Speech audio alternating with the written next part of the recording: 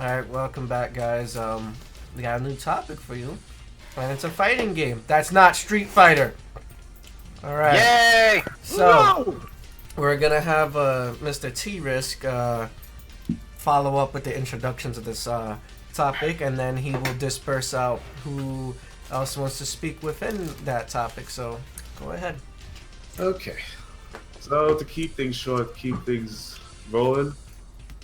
BlazeBlue is not getting an English dub this time around. Now, for most people, especially those that are competitive, they don't really care about this sort of thing. More so since because it's not getting an English dub, it means that there's going to be parity between the Japanese version and the English version, or even just overseas version in general, is going to be out generally around the same time, 2 days away, maybe a week away, rather than the usual, or I would say since the second or third game, where things have been 6 to 8 months prior. And this is just for the console versions. The arcade versions have been out for nearly a year now. So in that perspective, it is an older title to begin with. Now, here's the thing. This normally would be a problem if BlazeBlue didn't put so much stock into their story mode. Story mode is generally about 30 hours long. They're visual novels. And for this game in particular, this is considered the last game in a specific story arc. Who knows where else they go from here, with maybe a new roster of characters or maybe a new story altogether in a different genre. But considering this is the last game, to go from what is essentially 4 games in a series that have been translated in English with 30 to 40 hour storylines, only for the last game to not even have an English dub is saddening for those that care about the English voice actor. I'm particularly one of those people. Now, I want to get your guys' opinions on this, more so because I know you guys play fighting games, but maybe you don't necessarily care about this sort of thing. So now that I put it in perspective, the Mizzle, what are your opinions on this? I'm kind of weird in the way, like when I play fighting games, because I'll unlock, because I know most fighting games having as one of their unlocks, you can change the voice actor of the characters, like Guilty Gear was one of them, right? Yeah, Guilty Gear does that. Street Fighter 5 does that. Street Fighter 4 did it. And like what I'll do is I'll leave the kind of English speaking characters with their English voices, but the non-English speaking characters with the Japanese voices, especially the Japanese characters, because I'm weird like that. Like for instance, you would keep Ryu in Japanese, but you would keep Ken in English. Right. Okay. Well, I would keep Ken in English simply because I like his. I would keep Ken in Japanese because I like his Japanese voice actor voice, but I would keep someone like Nash or Guile in English to make that point. But if everybody's gonna be in all Japanese, it would take a little bit of getting used to, because I know some people prefer the English voices because the English voices have that kind of hokiness to it, because they kind of over exaggerate the when they're saying the move, like the English Ken sounds more over exaggerated than the Japanese voice actor for Ken. He's just Dante in it. That's basically it. Yeah, it's kind of weird. He's like, Hadouken! And I'm like, okay, yeah, Ken. But yeah, it'll take some getting used to. There you go. Thank you for the sound clip. But yeah, it'll get some getting used to. But I read an article about one of the English voice actors who was used in the previous BlazeBlue games. Patrick Saints. Yeah, he was not too thrilled about it because he did enjoy working on the series. He does a lot behind the scenes stuff. He does translations for the games. He helps brings the voice actors together, and he's just an overall pretty good guy when it comes to getting the games translated. And he wasn't even told about this for some time. He was just telling people on Twitter, I have no idea what's going on. They haven't contacted me. And now when they're finally just straight up said there is no English dub, he came to Twitter and said that he doesn't know anything about this, and he was told the exact same way and the exact same time as everyone else on Twitter. And if Nelson wants to bring it up, it's actually there.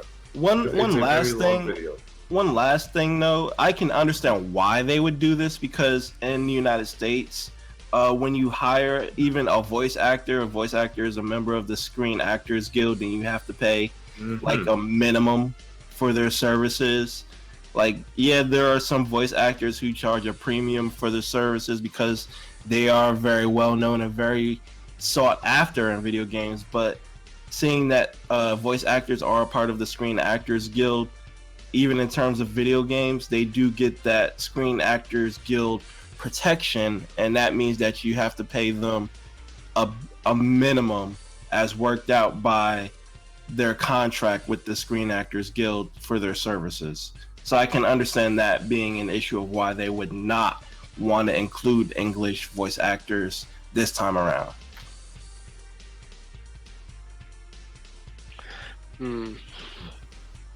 Okay. Is that all you have to say? That is it. Okay. NYC Playboy, you're next, because Nelson is muted. And you can't claim that you were peasants because BlazeBlue is also on the PC. Yeah. It's not wrong. It is on there. Check Steam. It's there. BlazeBlue is not just a console game. Yeah. Even so, so what's the complaint? Lack of English translation, English voices, or it's a lack of English voices. And here's the deal: there is so much stock in the story of BlazeBlue, where it's every game usually has a 30 to 40 hour visual novel style storyline with aside from the third game, they had side story elements where you switch paths, so you would have to change up your saves in order to find the correct path in order to go. Every character has at least 3 to 4 different storylines. They have their arcade storyline, and they have 3 different storylines for the visual novel style: a good one, a bad one, and a joke one. And furthermore, their tutorial in the last game had a storyline going for it, and every single BlazeBlue game has kind of had its own actual in-game versus competitive fighting storyline going, because characters will change up their lines from game to game, be it having to do with their rivalry with a character at that time, or dealing with a certain situation going on in the story. For example, one of the characters was asking about a particular character. Something happened in the story, and that character is now, whenever he goes up against the character that he's asking for, he will now say those lines either totally differently, or he will come up with a totally new, different subject instead. It's kind of like how a King of Fighters or Guilty Gear has a character intro, but that goes on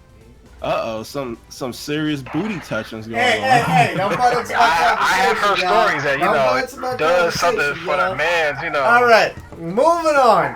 I'm taking touching over. her butt, so Who said I was touching her butt? She First did. off, She did. Dude, we heard it. We heard it. Listen, my heard it. conversation is not allowed for anyone on YouTube or Twitch, any affiliation, to hear about my conversation.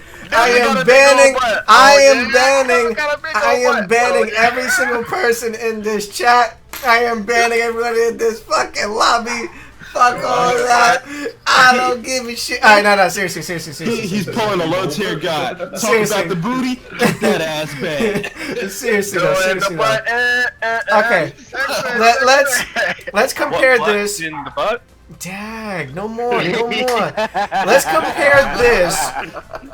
Let's compare this to every other fighting game that has came out on a recent basis. Has anyone complained about Street Fighter coming out in Japanese or English dub? Has anyone complained about Virtua Fighter, Dead or Alive, the Kings of Fighters, what's another fucking game, Mortal Kombat, any other fighting game that had either any amount of translation, Tekken even, and no one cared, right? Because there's certain games that was universally translated for that specific region. But if they can't make a translation for BlazeBlue market, when again it's a niche game to begin with, not many fans play the franchise. Again, they could put it out as DLC if people want it out that bad. They said they're not. Okay, so fuck it. And you're just gonna get the game for what it is because it's a great fucking game. It's a great fighter. I agree. I would take the DLC expansion for it. I would even take the DLC expansion just solely for actual fighting. It doesn't have to be subtitle it doesn't have to be dubbed for the story. Correct. It doesn't. I would prefer reading it. The most out of all of this is that I'm not going to be able to hear the characters when they fight talk about whatever sort of storyline that they have going. Well, that's fine because again, that will be mostly taken care of in the story portion. Yeah, but there is little nuances of that change from game to game. And that's why I do appreciate it. I don't really care about the nonsense, again, that goes on within the actual fight because I'm more concentrated on getting my execution down on point and making sure I beat your ass. Not sit there and complain about, oh, I can't hear their voices, hold on. I need to turn up my television to hear what they saying and shits. But I can understand that. okay, is there any other back topic to bring onto this that we could put into any relation? Like, let's say, yeah, we could put this since this is a fighting game relevance. Let's talk about Mai from Kings of Fighters 14 featuring in Dead or Alive 5. Yeah. Let's talk about So that. she has a new trailer out. She will be out sometime in September. That's pretty much why I have on it. And That's awesome. basically, she did translate pretty well into the game. They got all her moves there. She has something going on with throwing the fan as her critical burst, I think it's called. Okay.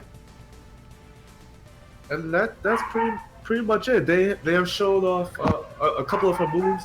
Yeah. She the does fan, have the burn move. Her she got a air throw move. Yeah. Unfortunately, I can't really talk about this because I don't really know the name of her moves. Well, I mean, you don't need to know the name specifically of her moves, but based on what I'm seeing right now, I'm a huge Dead or Alive fan. And she translates very, well based on her character. I'm just surprised that, what are they called now? Because they keep changing their goddamn name. Team Ninja, Tecmo Ninja, whatever the fuck they're called this time. Team Ninja. Okay. So they're expanding their collaboration with a lot of companies as of recent. And Yeah, I love that. Usually it is costume related. This is one of their later ones where it comes to a character. Before this was Virtua Fighter. Virtua Fighter is a pretty big deal because Dead or Alive is essentially a modded version of Virtua Fighter. It's a 3-button fighter technically, and it has ring outs, except in DOA, ring outs continue the fight. Yeah, it makes it more intense because it gives you fall damage and so on and so forth. But with the other recent character, the Naruto E, oh yeah, she's a Samurai Warriors character. A lot of people didn't really care for her or didn't really know what was going on. Why is she there?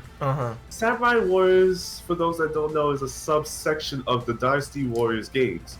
Before Dynasty Warriors was this kind of basic hack and slash, just go around mindlessly attacking. Right. It was, for its first game, a fighting game. So for her to be there is more of a big deal. And when it comes to Mai is one of the first female fighting game characters with an animated jiggle physics going on. So for her to be here is also pretty interesting as well. But again, they've done a lot. They kind of take pride in that. Yeah, but they've done a lot of collaborating, like I had mentioned, since Dead or Alive 4. They've been doing a lot of collaborating. We're talking about with Microsoft, with Japanese Nicole companies. Something. Yeah, Nicole, the Spartan, the 452, I think. And I've been doing a lot of collaborations over the past few years. So I love the fact that Team Ninja is actually going on forward. We're getting a lot of guest characters that will somewhat fit in the Dead or Alive universe. Now, I don't know how Mai or the Kings of Fighters realm fits in DOA. They're two very drastic, specific stories. So I guess we'll figure that out if there is a story mode for Mai or not, depending. It seems unlikely. The other characters did particularly get an expansion into story mode, not even when they went and did Ultimate and added Jackie. He was not added to the story mode whatsoever. So he was just there just to be there. He was just there just to be there. Okay. Alright, so that's not bad. So does anyone have anything to round up on this based on what I have heard and due to my negligence of you hearing my conversation? Anything about the whole BlazeBlue not being able to get an English translation? The specifics about one thing. What? So apparently on Twitter, whoever is handling the Twitter, Yes. he must have gotten so pissed off because he told everyone to just, here, take this petition and sign it. I don't want to deal with this. If you can get this petition set up and go in and have it in full, I will send it directly to them. Just leave me alone about the English translation. And was this on Arc System Games official Twitter feed? It's on their Arc Systems Ask Twitter feed. Oh, let me search for that right now. Yeah, I don't have that particular one there. I just have the... Wow, I can't spell for shit today. Whoops. So you said the Arc System works? Yeah, their Ask Twitter. Oh, is it actually here in the petition? Well, the thing is, I can't seem to find it. So where is that? You can send me a link. Sure. I can actually. Cause I. Oh no, it's not. That is the clarification of it absolutely not being in the dub. That is not being in the game. I'll continue to look for it though. Alright, let me see. I'm trying to see if I can find anything.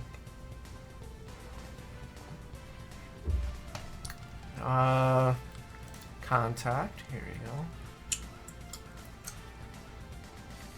Me and you, your mama and your cousins too. That. What? Alright, it just directly links me to this. Okay. Alright, so we'll further up with the follow-up of that petition if I get any information during this podcast. So we'll wrap this up. Thank you guys for watching this particular segment. Even though you did hear a little bit of a director's cut unfortunateness, I mean, your booty chatter. and the booty chatter. Yeah, thank you guys for watching that. And for you guys on Twitch, what's Ghost Missile saying? My tits fit perfectly in Dead or Alive Kappa. Well, yeah, it does, unfortunately, because of the jiggle physics. Jiggle physics. Jiggle. Alright. But we'll be going on to the next segment or next series of PSAs, because I don't see any other things here. It just looks like a bunch of PSAs. So we'll get into that. Thank you guys for watching, and we'll be back shortly.